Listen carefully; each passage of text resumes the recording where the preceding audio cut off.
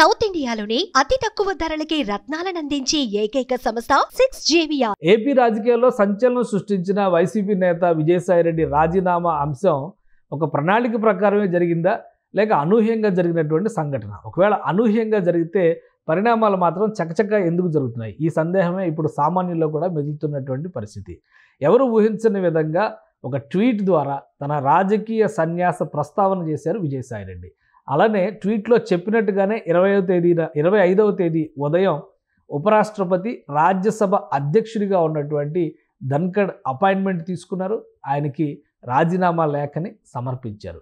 ఎందుకంటే రాజీనామా లేఖ ఇచ్చి ఆయన మీడియాతో మాట్లాడినటువంటి సందర్భంలో కూడా తన నిర్ణయాన్ని సమర్థించుకుంటూ తాను ప్రస్తుతం న్యాయం చేసేటువంటి స్థితిలో లేను కాబట్టి ఆ బాధ్యతల నుంచి తప్పుకుంటున్నట్టుగా విజయసాయిరెడ్డి చెప్పారు. అదే క్రమంలో రాజీనామా ఆమోదం కూడా శరవేగంగా జరిగిపోయింది. దీంతో అందరిలోనూ ఒక ఆసక్తికరమైనటువంటి చర్చ నడుస్తుంది. విజయసాయిరెడ్డి రాజీనామా ఒక వ్యూహం ప్రకారం, ఒక పథకం ప్రకారం, ఒక ప్రణాళిక ప్రకారమే జరిగిందనేటువంటి అభిప్రాయాలు కలుగుతున్నాయి. అలానే రాజీనామా చేసినటువంటి విజయసాయిరెడ్డి తాను ఏ పార్టీలో చేరబోవడం లేదన్నారు.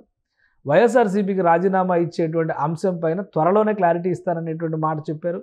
అలానే విదేశాల్లో ఉన్నటువంటి జగన్మోహన్ రెడ్డితో ఫోన్లో ఈ అంశం పైన ప్రతి విషయం స్పష్టంగా చెప్పినట్టుగా విజయసాయిరెడ్డి క్లారిటీ ఇచ్చారు. ఇక ఆయన పేర్కొన్నటువంటి ట్వీట్లోనే విజయసాయిరెడ్డి జగన్మోహన్ రెడ్డికి, భారతికి కృతజ్ఞతలు చెబుతూనే ప్రధాని నరేంద్ర మోడీకి, హోంమంత్రి అమిత్ షాకు కూడా ఆయన ధన్యవాదాలు తెలిపారు. జాతీయ స్థాయిలో రాణించడానికి వీరందరి ప్రోత్సాహం తనకి ఉపయోగపడిందని విజయసాయిరెడ్డి చెప్తున్నారు. ఇప్పుడు విజయసాయిరెడ్డి రాజీనామా తక్షణమే ఆమోదం పొందినట్టుగా రాజ్యసభ సెక్రటేరియట్ బులెటిన్ కూడా రిలీజ్ చేసేసింది. అంటే ఈ రాజీనామాతో ఖాళీ అయినటువంటి స్థానానికి భర్తీ ప్రక్రియ కూడా శరవేగంగా జరిగిపోతున్నట్టుగానే మనం భావించాల్సి ఉంటుంది. విజయసాయిరెడ్డి టెన్యూర్ని బట్టి చూస్తే 2028 జూన్ వరకు ఆయన రాజ్యసభ సభ్యత్వం కొనసాగుతుంది. అంటే ఇప్పుడు ఆయన స్థానంలో ఎవరు వచ్చినప్పటికి కూడా వారి టెన్యూర్ కూడా 2028 జూన్ వరకు కొనసాగుతుంది. సో ఈ స్థానం ఎవరు దక్కించుకుంటారనేటువంటి అంశం పైన కూడా విజయసాయిరెడ్డి క్లారిటీ ఇచ్చేశారు. ఎందుకంటే వైఎస్ఆర్సీపీకి ఉన్న 11 మంది ఎమ్మెల్యేలతో రాజ్యసభ స్థానాన్ని దక్కించుకోవడం అసాధ్యం, రానే రాదని ఆయనే తేల్చేశారు. కాబట్టి ఇది కూటమి కోటాలోకి వెళ్ళబోతున్నటువంటి రాజ్యసభ స్థానం అనేటువంటి క్లారిటీ అయితే ప్రతి ఒక్కరికి ఉంది. అసెంబ్లీలో బలాలను బట్టి చూస్తే అతిపెద్ద పార్టీగా ఉన్నటువంటి తెలుగుదేశం పార్టీ, ఆ తర్వాత రెండవ పెద్ద పార్టీగా ఉన్నటువంటి జనసేన పార్టీ, మూడవ పెద్ద పార్టీగా ఉంది వైఎస్ఆర్సీపీ, 4వ స్థానంలో భారతీయ జనతా పార్టీ ఉంది. అయితే అసెంబ్లీలో ఉన్నటువంటి సభ్యుల బలాబలాల కంటే కూడా కూటమిలో ఉన్నటువంటి ఇచ్చిపుచ్చుకునేటువంటి ధోరణి, మైత్రి బంధాన్ని దృష్టిలో పెట్టుకొని చూస్తే ఈ స్థానం ఖచ్చితంగా బీజేపీ కోటాలోకి వెళ్ళబోతుందనేటువంటి సంకేతాలు స్పష్టంగా కనిపిస్తున్నాయి. అదే క్రమంలో కొంతమంది ప్రాబబుల్స్ పేర్లు కూడా స్పష్టంగా వినిపిస్తున్నాయి. మరీ ముఖ్యంగా మాజీ ముఖ్యమంత్రి ఉమ్మడి ఆంధ్రప్రదేశ్ చివరి ముఖ్యమంత్రి కిరణ్ కుమార్ రెడ్డి పేరు బలంగా వినిపిస్తుంది.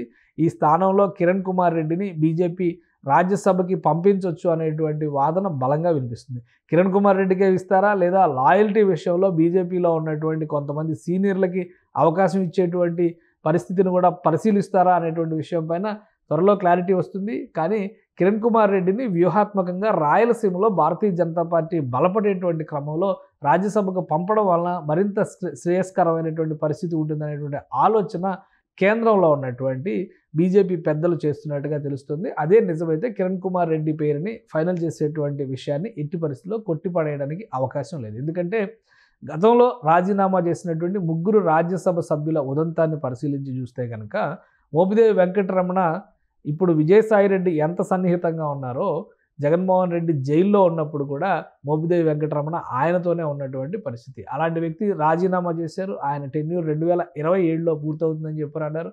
సో ఈ 2 ఏళ్ల కాలానికి సంబంధించి టీడీపీ ఆ సీటు తీసుకుంది. సానా సతీష్ని అపాయింట్ చేసి రాజ్యసభకు పంపింది. మిగతా 2 స్థానాల్లో బీద మస్తాన్రావు రాజీనామా చేశారు. టీడీపీలో చేరి ఆ స్థానానికి మళ్ళీ ఆయనే ఎంపీగా వెళ్ళారు. ఇక ఆర్ కృష్ణయ్య తెలంగాణలో ఉన్నటువంటి బీసీ నేత, ఆయన వైసీపీ నుంచి గతంలో రిప్రజెంట్ చేశారు. ఆయన రాజీనామా చేసినటువంటి స్థానాన్ని బీజేపీ మళ్ళీ ఆయనతోనే భర్తీ చేసింది.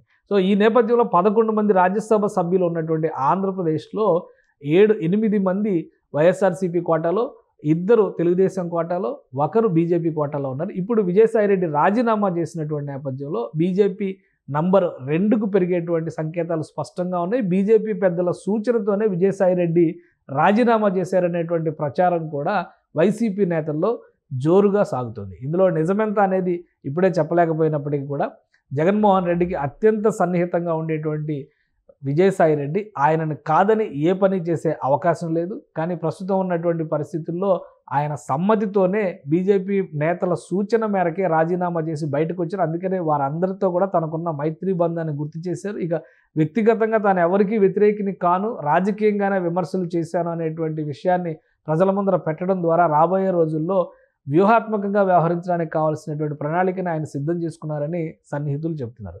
సో మొత్తానికి విజయసాయిరెడ్డి రాజీనామా, వెంటనే ఆమోదం, భర్తీ పైన కసరత్తు ఇవన్నీ కూడా శరవేగంగా సాగిపోతున్నాన్ని బట్టి చూస్తే కనుక ఖచ్చితంగా ఇది ఒక ప్రణాళిక ప్రకారం జరిగిన రాజీనామా అనేటువంటి అభిప్రాయం కలుగుతోంది. సుమన్ టీవీలో మీ పర్సనల్ అండ్ బిజినెస్ ప్రమోషన్స్ కోసం కింది నెంబర్కి కాంటాక్ట్ చేయండి.